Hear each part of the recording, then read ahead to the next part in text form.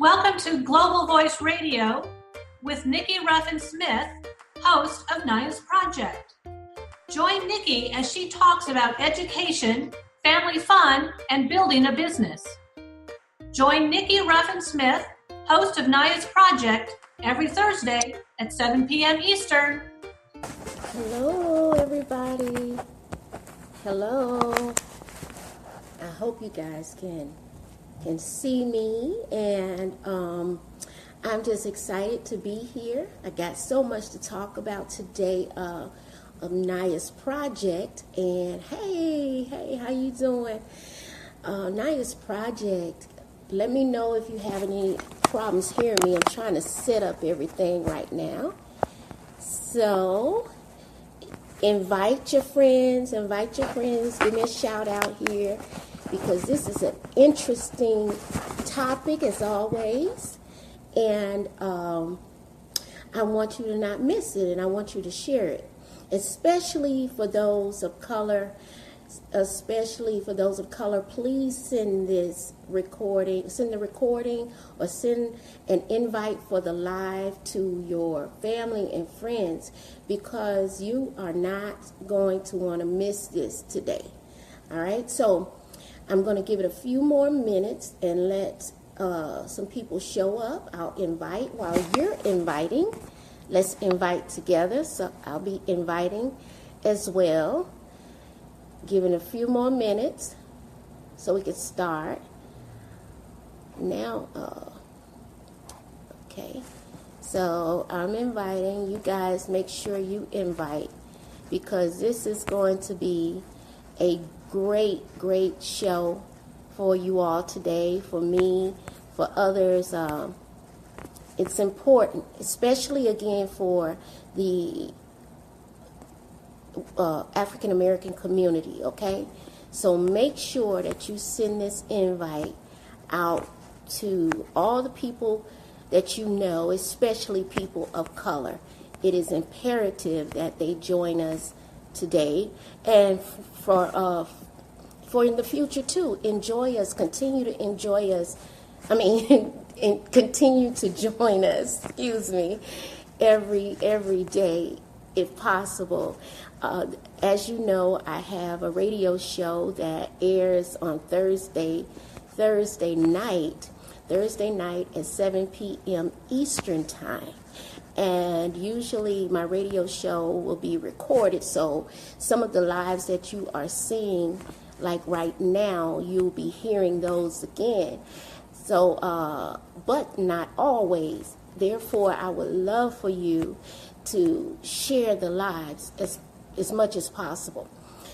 Today's topic, Today's topic, as I put it on the screen there, is about the first topic that we'll be discussing.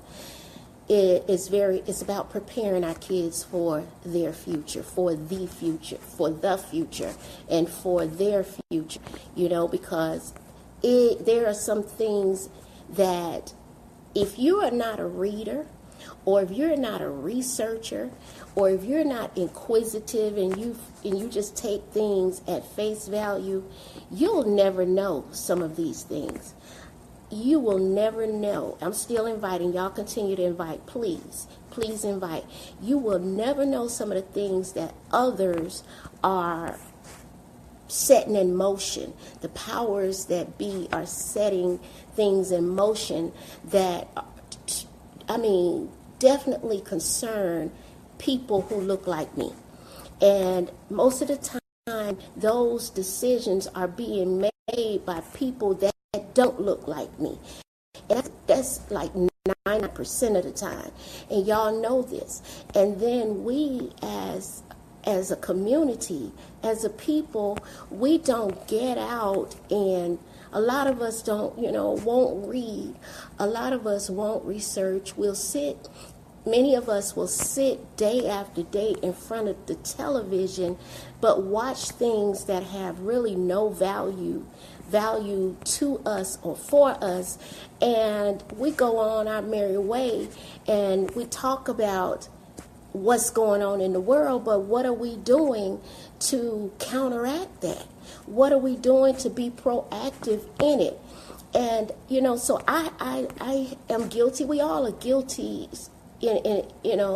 because a lot of us would prefer entertainment over watching or reading something that will benefit us, right now, not just in the future, but right now.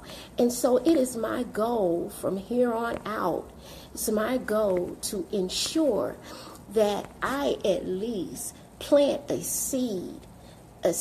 I'm not talking about just you need to go to school type of seed, or just going and helping boys and girls read and helping them sit and read what the powers that be have put before us, because they'll put out there what they want you to know. For example, we all know that's true. They'll put out there what they want you to know, and what they want you to be coerced on a daily basis into knowing.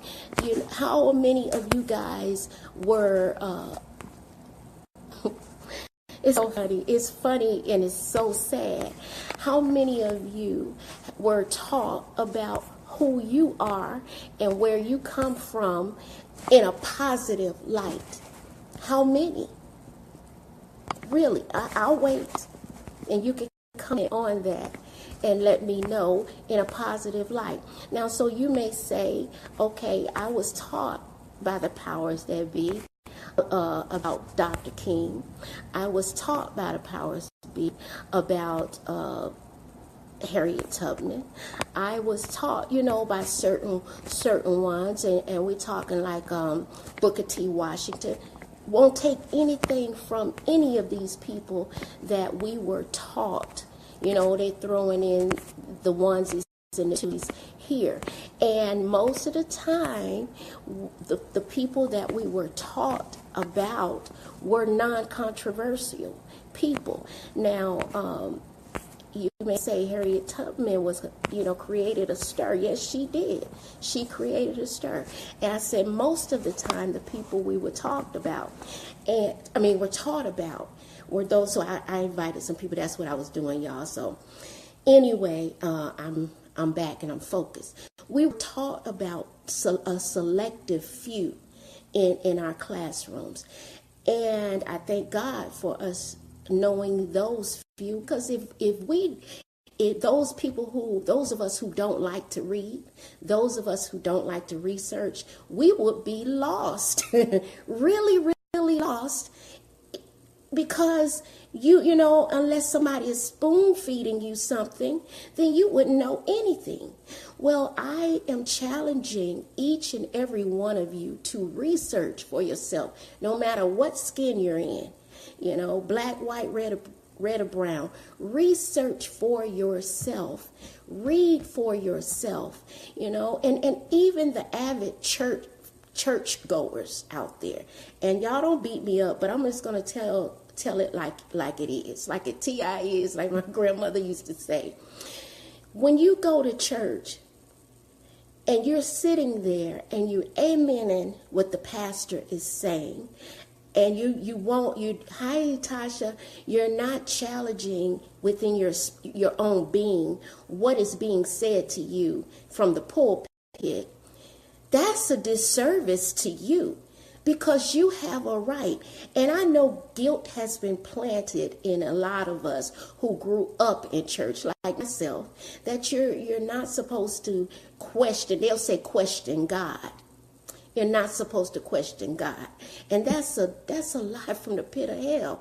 And the reason that was put out there is to keep you with the slave mentality, and not questioning authority, and not bettering yourselves. So I won't even go there with, into any more of the religious aspect, because that is not what I'm here for. However, I'm here for Naya's project. And being that I want to do the very best I can when it comes to Naya's project, I am on a journey of research.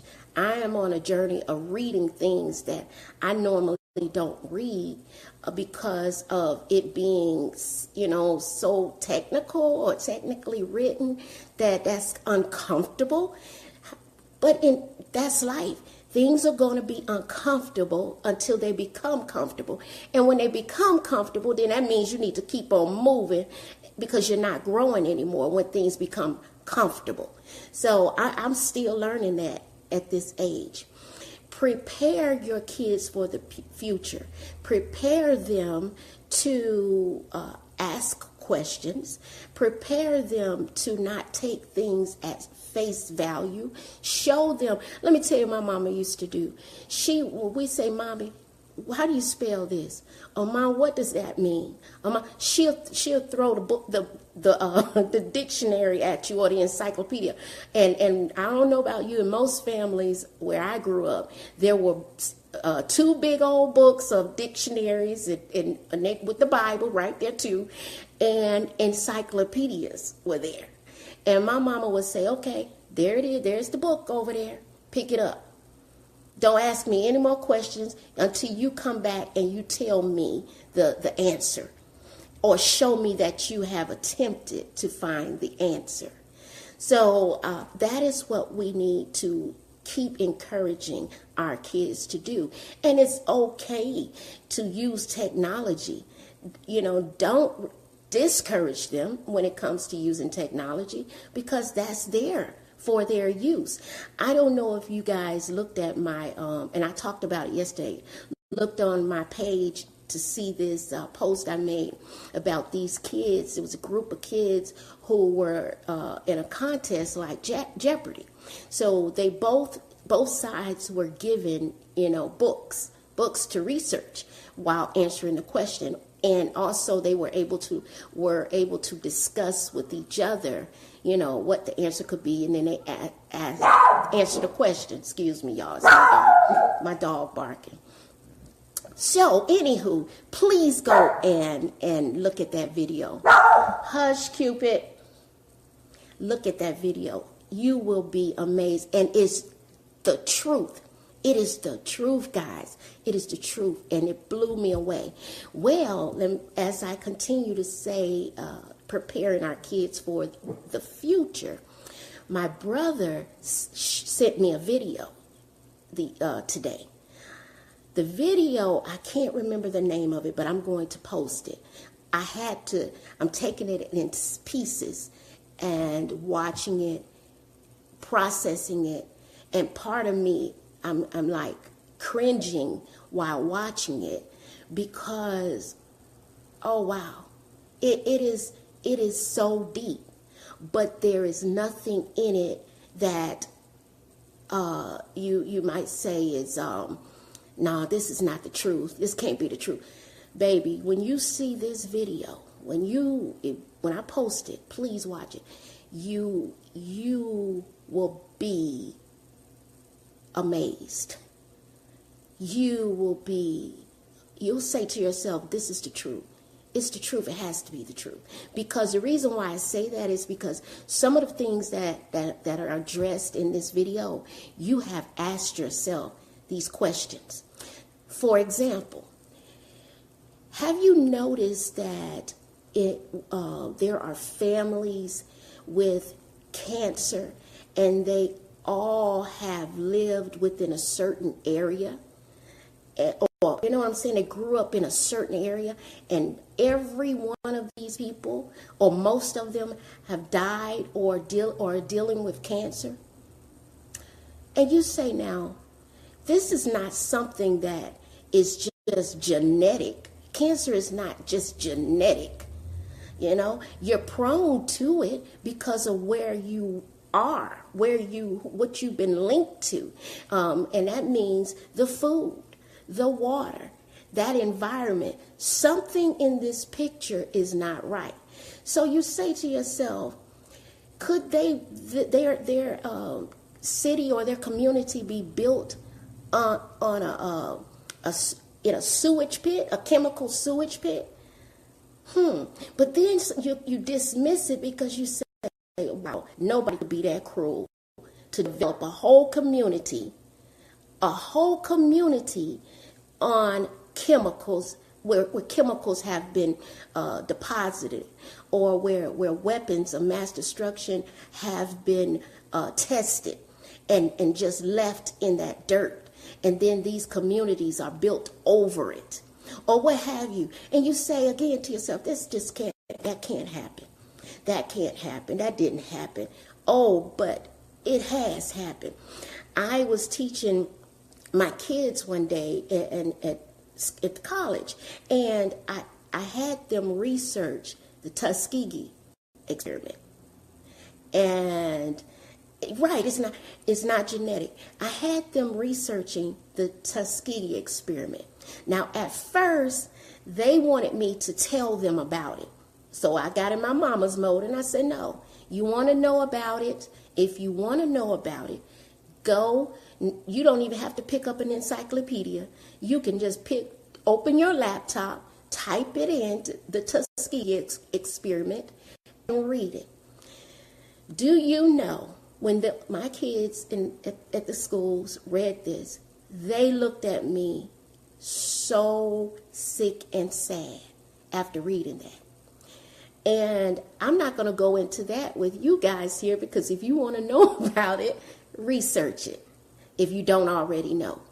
And to make it easier, there was a movie with Lawrence Fishburne. He portrayed one of the main characters in the real life story.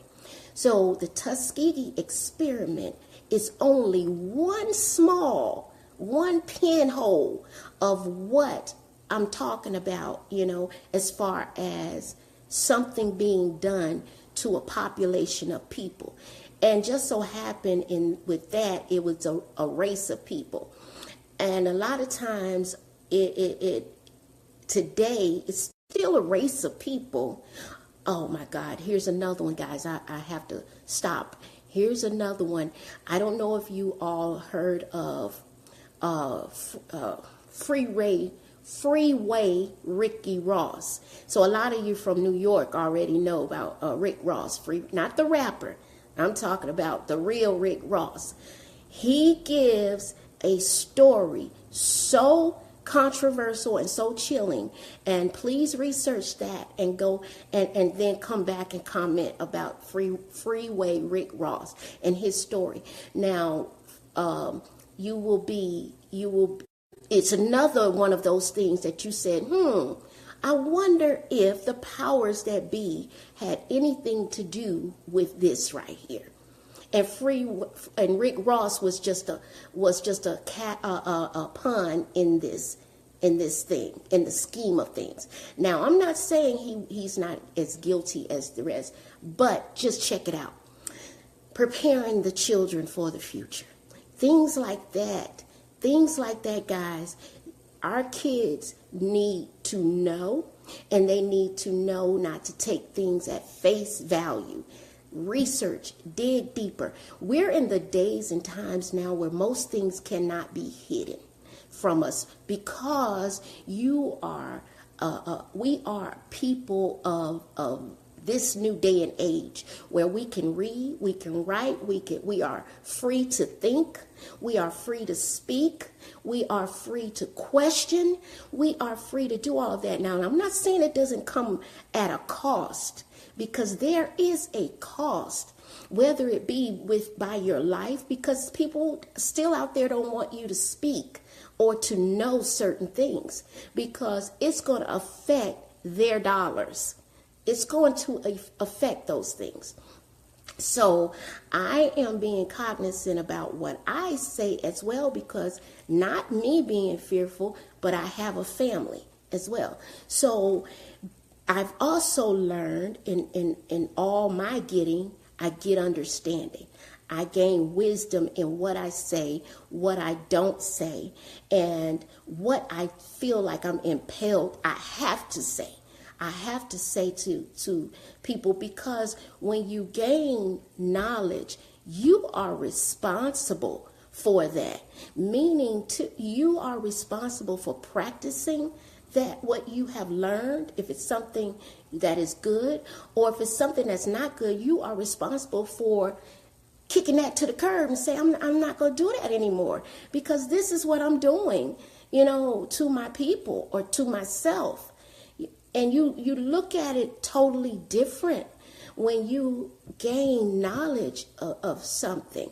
Now, when you view those videos that I just told you about, you are responsible for what you're knowing. You can't just pick that up and throw it away.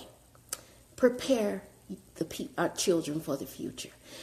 Now, let me add another part to preparing our children for the future. A lot of people, and like myself, I was only merely thinking of planting the seed of education as far as science goes, preparing the kids to work and being well versed in a certain area. Not one time did I think of the health, so to speak, the physical health of the children. Of course, I'm thinking, okay, get a healthy diet. Of course, the children, when I get to my book about Naya Adores Art, I'm going to talk about physical fitness and making sure kids are looking at what they're eating and how they're eating. Because when I was growing up again, we were told, you get outside and play. Go outside and play. You finish your homework, you finish the chores, what have you. It's some daylight left. You go outside and play. You come in the house before the street lights come on, but you going to play. And I don't know, or you going to get out the house, get some fresh air. And my mom used to always tell me, Nikki, just go sit in the sun. Sit in the sun because it'll make you feel so much better. Mama had a point. And oh boy, did she not really know her point. Let me tell you,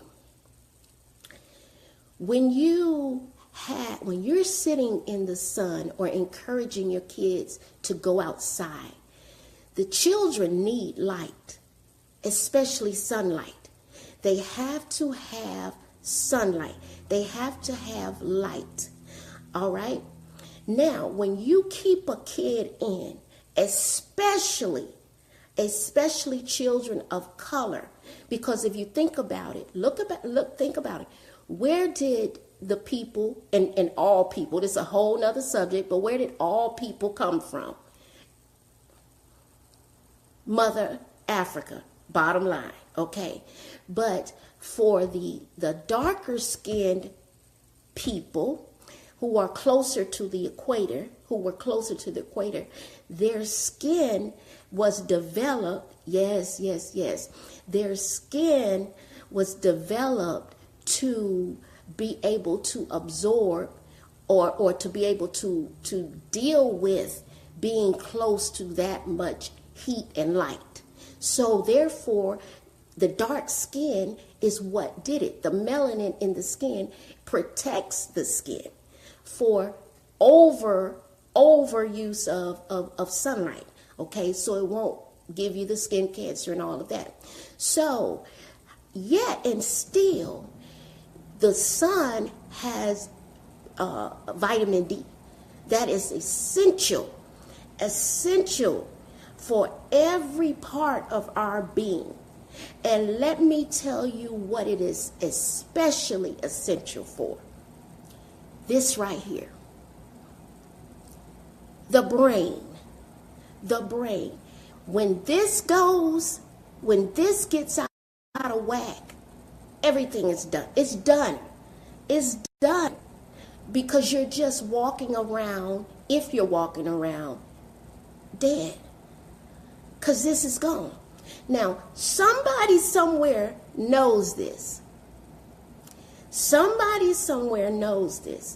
So, if you are encouraging, or better yet, if you're locking up the darker skinned people, and you lock them up for years and years and years, where they don't get this vitamin D, then this goes.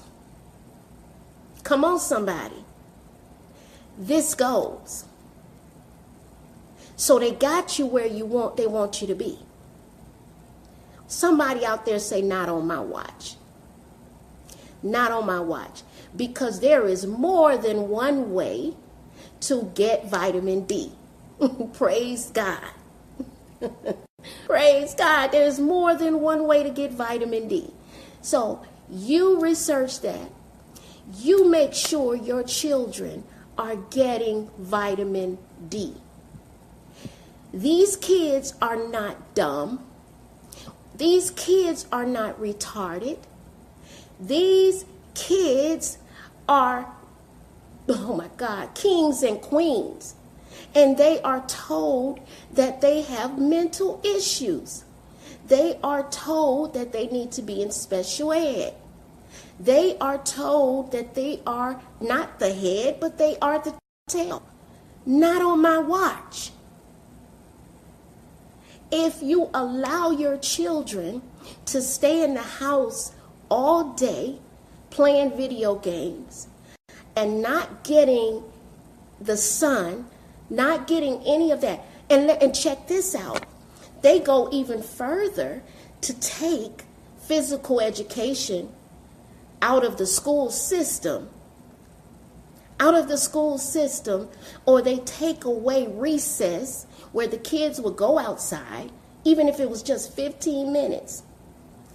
And they take that away and they keep them in a room, and sometimes these kids don't even have windows. So in the schools, y'all, come on somebody, if you go in the schools, some of them, especially in the inner cities where they are designed by the state, you go in these schools, they're set up just like a jail, a prison. They're designed just like prisons. So you wonder why your children have this prison mentality. I'm not saying that's the only reason, but I'm just saying, look at this, people. Look at what they are designing our children to come out, to model, to be. And then when you feed in their heads that, well, you see, this is how your uncle turned out. You see, this is how your daddy turned out. You see, this is how your brother or your sister turned out. Then what are they doing? What are they doing? They're putting that in there. So that's what, as a man thinketh, so shall he be. That's what he will be. So I don't have to lock you up because I've already locked you up in here. If I keep pushing and planting that in the system, in your children's system. Ooh, when you learn better, you got to do better. So I'm asking all you grown people out there who have had some type of a chance, reach back and help others. Help me through Naya's project. Help me through Naya's project, because it's not going to be on my watch. I owe the little girl that I have. I owe her to do better, to do something. I owe my grandson. I owe your child.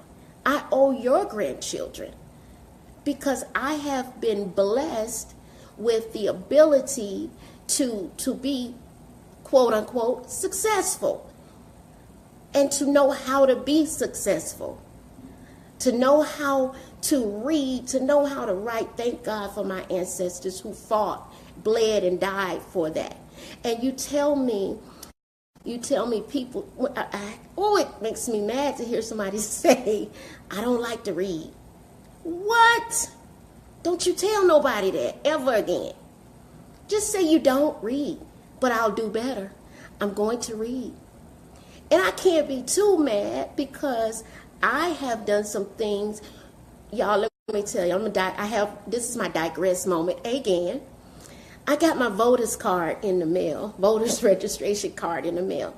I almost cried. I really did. I felt like I felt when I was 18 and I had registered to vote. Well, I spent almost 30 years in the military. So we did get to vote, but it didn't feel the same to me because I was here, there, and everywhere, and I'm like, okay, what do I do?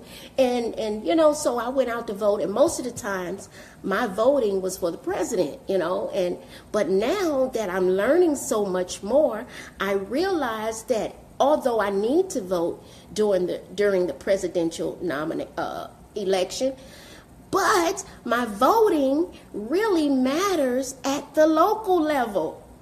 That's where it matters most. Because by the time it gets up there to the presidential election, y'all, come on. It's pretty much what it's going to be. And that is why we were faced with Hillary and then Trump. It wasn't just people going out and voting that day. We should have been voting all along before we got to Hillary and Donald. Maybe it wouldn't have been Hillary and Donald. I don't know. But I could kick myself. But and then in the Word of God tells us pretty much, now this is not verbatim, that because you are ignorant, it doesn't keep you from reaping the consequences of being ignorant. In life, you don't know what the law is. It doesn't prevent you from going to jail. You can go in front of the judge all day and say, well, I didn't know. He's going to say, well, how about it? You know now, because you're going to suffer the consequences. Yeah, that's not a good answer. It's not. So vitamin D, that's it. The least we could do right now, right? And support Naya's project. When I say support Naya's project, this is what I'm talking about. I have some books out there already. One is on Amazon. I have many, many books, but right now, Naya's project is like my passion, my everything right now. And I have one of her children's book that is on Amazon, and that is Naya Knows Numbers. That is the first one that I did. And that's really an introduction to who Naya is, who her family is, and how she can count and all this right here. Numbers. So math, introducing preschool kids to numbers. You say, well, Nikki, they already know. Don't be disillusioned, guys. Okay? Don't be, did I say the right word? Oh, maybe not, but you know what I mean. Don't take it as you already, the kid already knows that. No, baby, no. I have seen 5 and 6 year olds that don't know how to count, that can't even recognize the number 1. So let me tell you how I found out that you cannot just you can't just assume. Well, I found out that a lot of times, but when it comes to children, one of my girlfriends had a computer lab. She has a computer lab that she's running for her city. And at first I was like, a computer lab? I mean, everybody has computers already. Why? Come on, somebody. Everybody doesn't. Everybody doesn't. Half of the people in this particular city don't. And if they do, sometimes the lights or electricity gets turned off. Sometimes the computer doesn't work. It was old. Somebody gave it to them. Sometimes these kids have to send their schoolwork with mommy to her job so she can do their work and pray that it's acceptable when the kid get it. And she did what she could do. I'm telling you, you will be amazed. Sometimes kids are too ashamed to even go back to school and say, I didn't have access to a computer. Sometimes they staying up all night to try to do the homework on their phone. So don't assume that every kid at the preschool and pre-K age knows the basic numbers, because they don't. So what I'm trying to do is support those communities with Naya's project, to encourage that and to push that knowledge in those communities. Okay, even if I have to go out there and help assist teachers in the classroom, because when you get to some of those classes, the teacher is outnumbered. The ratio should be no more than when you're talking about pre-K or preschool kids, 3 years old, 2 years old to 4 years old. You're talking about the teacher shouldn't have more than 5 kids. That one teacher. But come on, somebody. When you go in some of these classes, the teacher is way outnumbered. So every child doesn't get what he or she needs from that teacher. So the parent has to step in, and what they have in the STEM realm is project-based learning, PBL, and project-based learning is where the teacher, the student, and the parent are all collaborating to ensure that the child has exactly what he or she needs. And the curriculum is designed to fit, not just that one child, because you're going to have several within the same type of, area. And so you're looking at audio visual learning and hands-on learning, the hands-on approach. Some of the classes now, when you go in, they're set up like low round robin type things where you got this going on, that going on, this going on, and hands-on stuff where they're building. They got Legos here and clay here and water here. And I'm telling you, a lot of it has changed from when you were in school. Now, when I was in elementary school, you sat there, you were quiet, and you listened to the teacher. And it was what the teacher said that she was the say-all, be-all of how I grew up. And that's what Mama went with, too. And, now, not when it came to discipline, so to speak, but when it came to the education. And if you think about it, there was a reason for that. Because back then, many of the parents or grandparents had never finished school. Okay? They weren't educated enough to really have a hands-on approach, a project-based learning approach with the teacher and the student. So everybody pretty much depended on the teacher to do everything. And she could do, but then the teacher at that time, and when my mom was growing up and, and everything, the teacher had that type control. You didn't have children raising up on the teacher way back then. It didn't happen. I can't say it didn't happen, but I'm sure they remembered it. The kid remembered it if it did, because mama or grandmama came to the school and tore that butt up. Well, today it's not like that. So you kind of have to have children active all over, and doing different things. So that's project-based learning, and I'm learning a lot about that and how to implement that even at home with my daughter, because kids go from one thing to another at that age. They just doom all over the place. So you kind of have to develop that mindset. So y'all, I hope y'all stay with me and stand with me through this, because this is I'm very passionate about it. And again, I said I had Naya's project, Naya Knows Numbers, on Amazon, but I also have Naya Knows Numbers and Naya Talks About Technology on Bookman.com. That's BOOKE.com. And so you can purchase it there. Now, also, I'm taking donations to help me finish some of the books that I'm working on now, because I would like, as you work with what you have.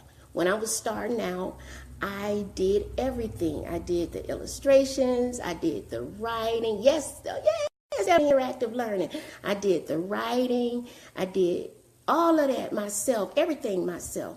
And I mean, I think I did a good job to have done everything myself.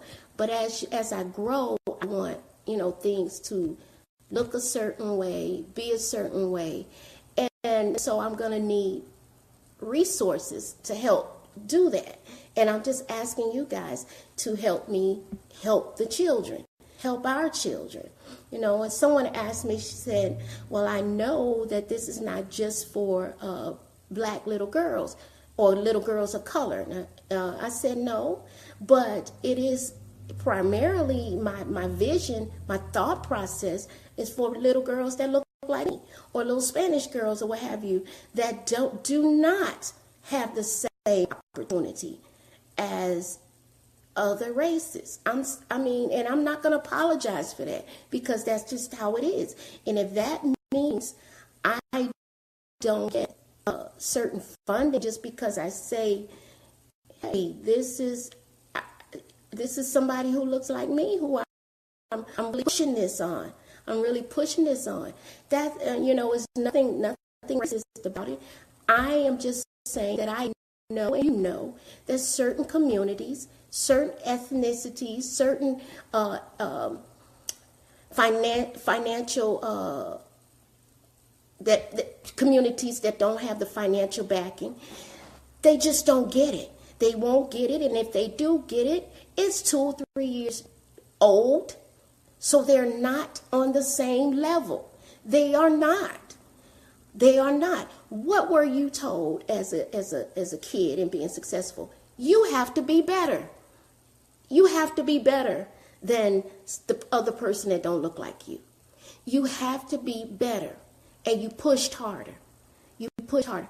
So I still want the kids to strive hard, but I want them to know that they are just as important as the next person. No one is any better. We all are here trying to do this thing called life, okay, and do it to the best of our ability. The children are the future. So again, vitamin D, get your vitamins, give your kids their vitamin D, all right, and support Nice Project. Part 2 of this message, and this won't be as long, but the phases, I talk about the ingredients of me, the ingredients of me. I was speaking to my mentor today, Miss Millie Woods. Speaking to her today, she's such a beautiful, beautiful lady, and she has been in the education system in Syracuse, New York for, almost 30-some years. But, of course, she's retired now, retired from that, but she's always doing something. She's an activist in the educational arena. So we were talking today, and she has a conference that's coming up soon in Syracuse, where I'll be a guest speaker, and I'll be discussing my military background as well as my background. Now, she is pushing me into a very uncomfortable thing, and that is talking about my life as a kid up to my military career. And she really touched on some things where it had me thinking about the ingredients of me.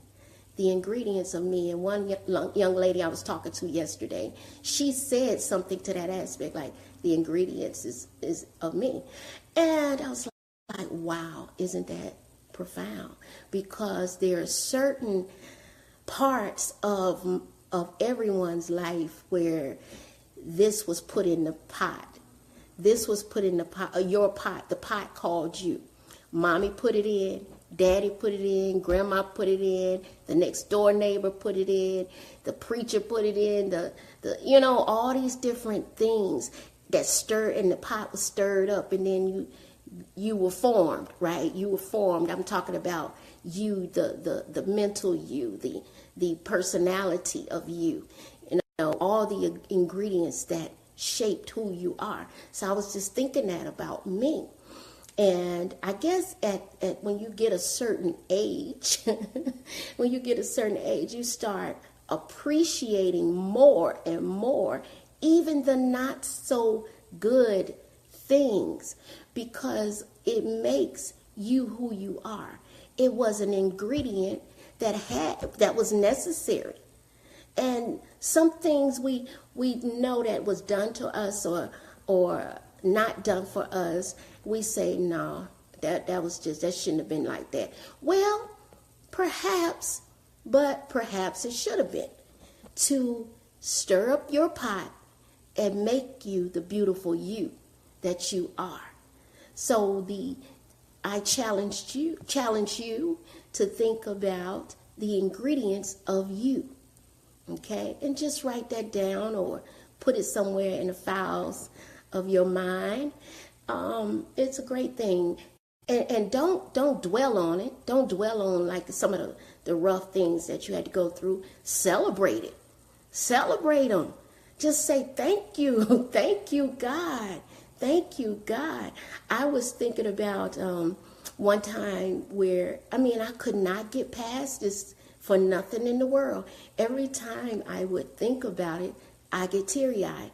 And I remember in school, I had my, I had my first little boyfriend, my first boyfriend, and I called myself, I was in love. I really didn't know that I was in love until we broke up. When we broke up, it crushed me. And the thing about it, I didn't even know we had broken up, right? But we had broken up because he started going his way, and then I went and I was like, okay. He used to come and meet me at this door and carry my books, and okay, what happened? Well, I started seeing him with another girl doing the same thing. Oh my God, that thing tore me apart. And I think I was in the 10th grade. But anyway, I said all this to say this about not that incident well, I guess you could say that's the ingredient of me too. But this incident right here, what I couldn't get over, I was in trigonometry. Now, I don't know how many of you have taken trig. I did. Was I in trig or pre-calculus? One of them, it don't matter. But I was in this intense class, and I was like one of 5 girls in this class. Oh, y'all, let me digress again. One of 5 girls in a math class. Now, how many of y'all girls have been told boys are better in math? The devil is a lie, because no, that's something that was planted, and we're going to change that. Right, Naya? Yes, we're going to change that. Okay, so anyway, I was in the class, and where I was really, really active. I used to be very active in this class because I loved math. I actually loved math. And this teacher's teaching style was so great. She was phenomenal. Yeah, a female trig teacher. She was phenomenal. And it just came second to her. Just everything. And she would just teach it just like it was nothing. But now I think about it, you're teaching this all the time. So it's really something you just, it's repetition. So I loved her teaching style. So it's nothing like, it's great when you have a teacher that you get, and the teacher actually loves you, when she see you getting it. It's like her eyes would just light up. My eyes would light up. Well, all of that changed, right? It started changing because my heart was broken from this breakup. And I would come in the classroom and I would put my head on the desk, and I was just like, I would be sick. I was sick, and I was really sick. And she never said a word. She never said a word. Now, I was like her ace, who she called on me all the time. And I remember the last time she called on me and never called on me again. I didn't know the answer to the problem, and that should have been a clue to her. There should have been a clue when I come to class. I was always vocal in this class, and my head was on the desk.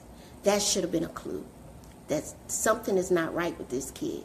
Now, she didn't know that if I was being hurt at home, or if I had enough to eat, or if at that time, I didn't think about that she well, I guess I did think about that she didn't care about me, but I was more concerned with, or thinking, thank God she allowed me to sleep.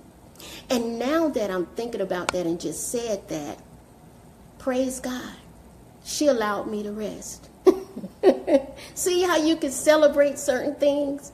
You just get your mind off of the negative part and you just think about, okay, how can I make light of this situation? I was able to rest. She never said anything. She never put me out. She never said anything. Now, my grades started going down, and I was wondering why she never talked to me about what's going on with me. I needed somebody to care, but she didn't. So I said all of that to say this. Our circumstances, again, are ingredients. Our ingredients that are poured in the pot called you. The ingredients of you. That's what it, and that was just a portion of what was poured in my pot that made me me.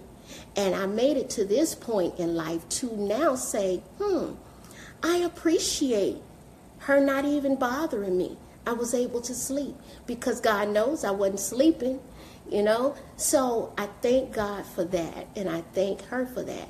And all the years I wanted to go back and say, you never even asked me or cared what was wrong with me. Now I don't feel that way. I don't really feel that way. I can't say I don't at all, but I don't really as bad as I did.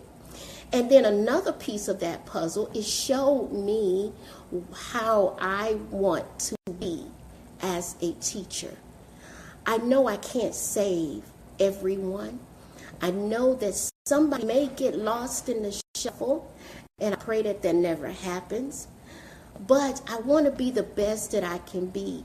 And if that light starts to burn out, that fire, where I'm letting the kid just lay down, then I need to just say, okay, I got to walk away. I got to walk away from this because I'm doing a disservice. I'm just getting a paycheck.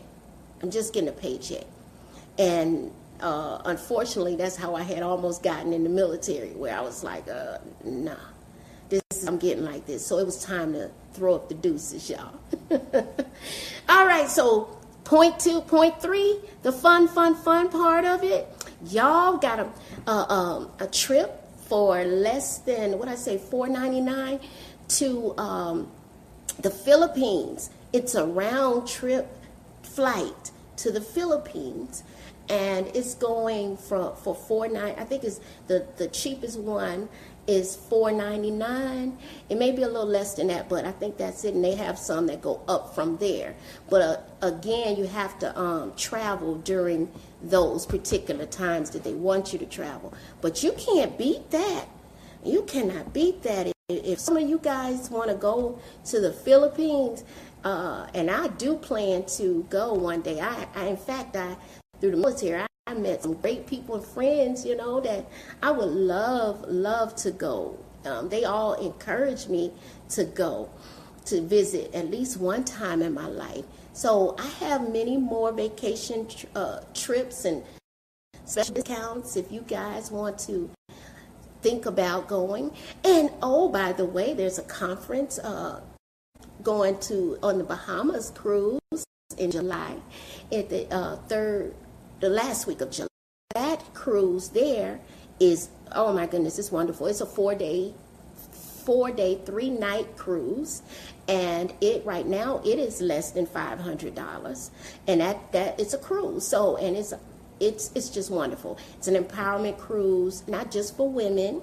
You're talking about coaches, authors, and entrepreneurs, and that's in July. So you might want to plan on it. So comment and let me know, and I'll give you more info on that.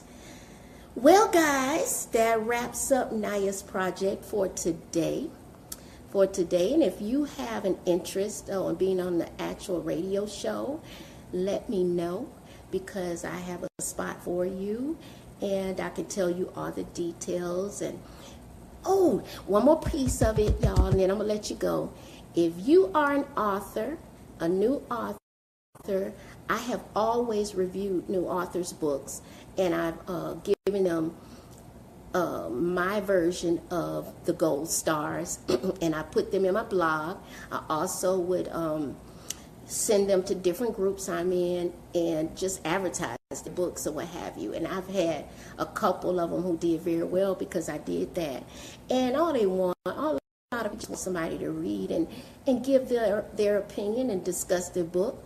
So if you are an author, let me know. I will review your book for free and send you the write-up, and we go from there. So let me know. Matter of fact, I got a young lady, I'm getting ready to review her book now. And wow, I can't wait, right? Because it's talking about her relationship with her mom, and oh wow, it's going to be a good one. And I hope I don't cry too much, because y'all know I'm a crybaby. Anyway, so God bless you, and I will talk to you soon. Bye-bye.